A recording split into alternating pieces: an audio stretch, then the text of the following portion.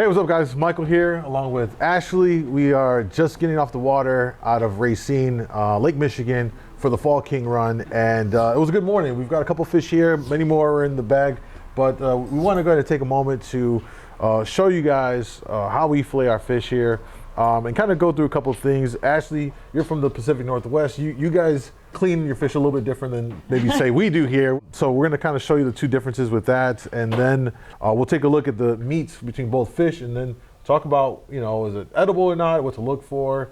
And so we're gonna jump into this. You ready? Let's do it. All right, cool. So I'm gonna go ahead and just fillet my fish. Now when you catch your fish, highly advised for that quality of meat to bleed out your fish. I know you guys out there bonk them.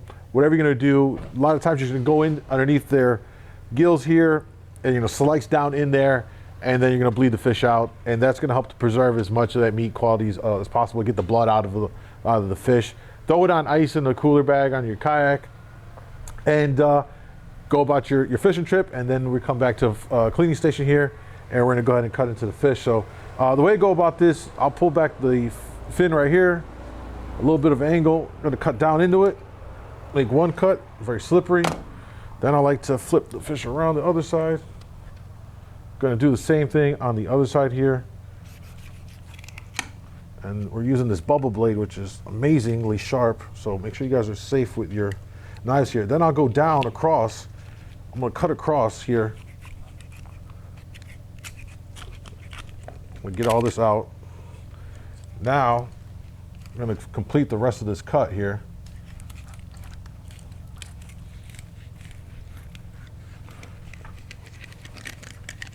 And you're just gonna ride the spine to get as much of the meat off of the bones as possible here, so you don't waste anything. All the way down to the end. And we're gonna take a look here and see what we got for meat quality. It's so slippery. And we'll flop that over there. And there's our first cut. Get this here. And the meat quality ain't too bad. You see, it's kind of like an off pink color. There's a little bit of whitening in here, but this is still edible in my opinion here. So we're gonna flip the fish to the other side. By the way, this is a male. You can see the milk sac in here. So we'll flip this around. Just gonna do the same thing on the other side. Just gonna ride that spine all the way down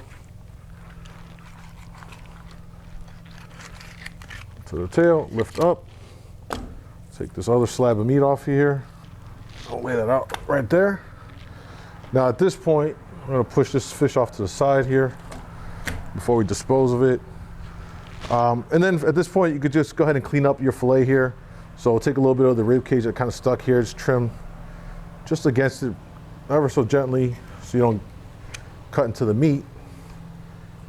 Take that out there. Trim a little bit here, I'll take a little bit off there and cut down here. There's your full fillet here. So that is essentially how I do it.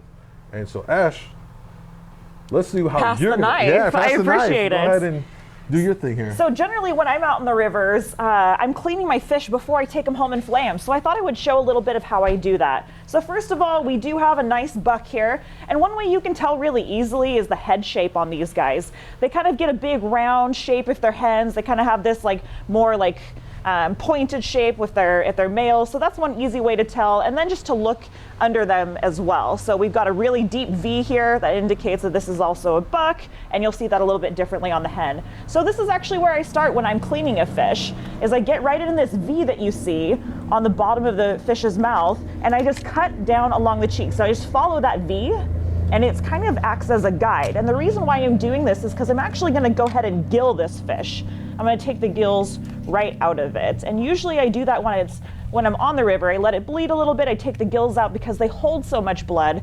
And when you can get rid of anything that holds blood, you're really doing yourself a service for preserving the meat the best that you can. So I get this kind of pulled out here. Thanks, Michael, for the assist. We are slippery. Yeah, it is. And then I just kind of hang on to all of this. Make a few little slices in there if you want to get the rest of it out, but getting some of this out will preserve some of that meat for you. You can see how even bleeding this fish, there's just so much blood just trapped up in the gills from it trying to bleed out, and getting it out is helpful. There you go, Michael. Just Oh, kidding. good. And then from there, once I have those gills ripped out, I cut all the way along the belly,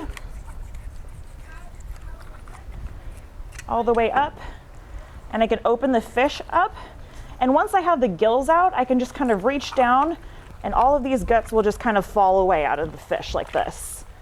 You don't have to sit here and rip and tear and pull. They all just kind of fall out. And then you can take your knife, and this is the bloodline. You just follow the tip of the knife along the bloodline, and then you can use the bottom of your knife to kind of work some more of this blood out.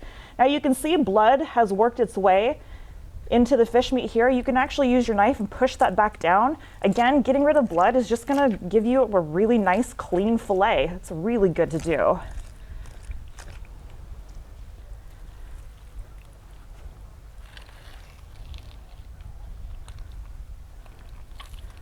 Here you go, Michael. Sorry. When did I become the gut man? So I'm going to give him a nice little rinse here. You know, one thing, you know, last year we had a trip out to the Pacific Northwest, Yeah. Old Town. We had a great time. That was so fun. And it was cool because seeing how you guys take care of your fish, and then I feel like such a barbarian, we just fillet them off and don't do all of this. So there's so many different ways to go about it, though. There really are. And I think the most important things to keep in mind when you are catching fish is the best thing you can do is get blood out of it, get it on ice, ASAP. Wouldn't you say that icing and bleeding is kind of tops there? Yeah, at minimum. At the minimum, yeah, for sure. Okay, and much like Michael, I flip the fish around to where the spine or the dorsal fin side is to me. I lift up this pectoral fin and I make a slice straight down until I feel the spine. And as soon as I feel the spine with that knife, I go ahead and rotate it and I run the knife all the way along the spine, just like we saw Michael do. Always cut away from you, pushing away from you, and never towards you. And even though you want to steady the fish by grabbing it by the tail, you're cutting down that way. So still, just keep your hand behind that blade. My favorite part of the fish is always the tail. So I was taught to go all the way down to where it touches the fin and get all of that goodness. And then once you're there, cut up, you're out of it. The meat's pink, which is great. Again, you know, this fish is kind of towards the end of its cycle, I guess. So in the Northwest, I would say it's getting close to spawn, which is kind of what they're doing out here as well. So to me, I would love to like cook this fish up for dinner. Like this would be a good fish to kind of marinate and get some flavor into. The other option here is smoking. So a fish like this would be a fantastic smoking fish. So like Michael, I would clean this up. I would take some of the rib bones out, but I'm gonna go ahead and move on over to the next part of the fish. Flipping it over under the pectoral fin, slice straight down to the spine, rotate and cut down along the spine, moving my hand to the other side of the blade, cutting away.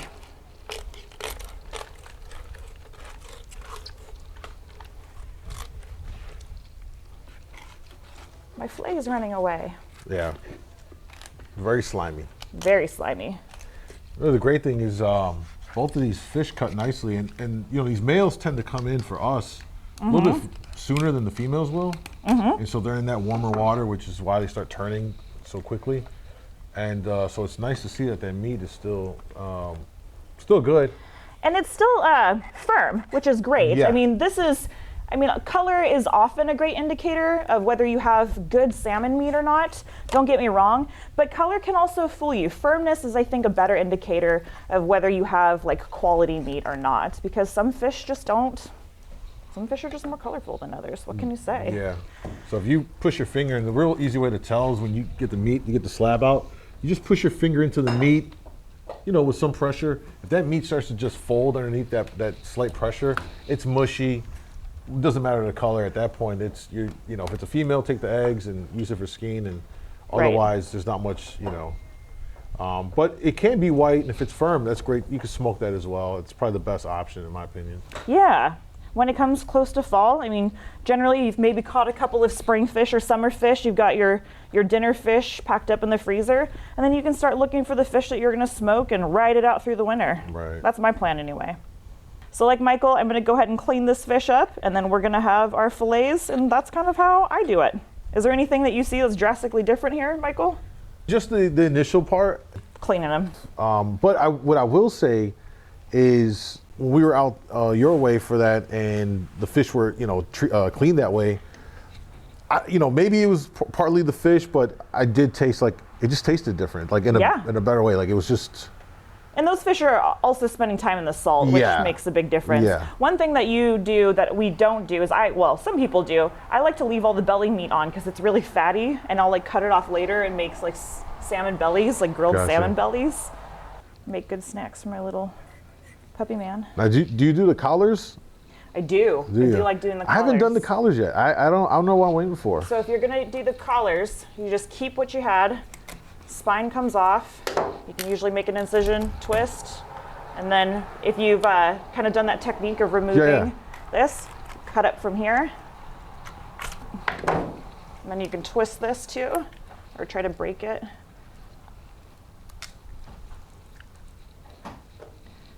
And once you get a little break, cut it through. And that's the clean it up. And that's the whole section, huh? And then you have that section. Now this can go like straight onto the grill, seasoned, and it's really nice actually. I'll have to take this with me. Thank you very much. Yes, you're very welcome.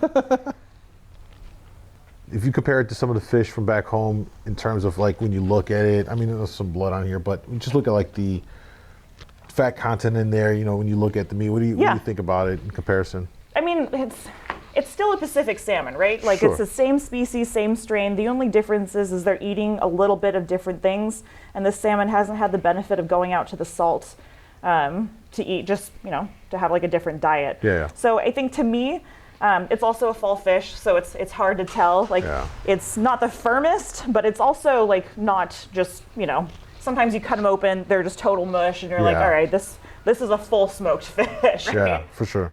Well, that is how each of us cleans our fish, what to look for, how to take care of your salmon if you're out on anywhere really where you can catch salmon, whether it's the Great Lakes or out in the PNW. And hopefully you guys found this interesting and useful. I don't know about you, but I'm kind of ready to throw some stuff out on the grill, maybe smoke some stuff. I'm hungry. This is work. Yeah. Now it's time to feast. And then we got to fish again. Good job.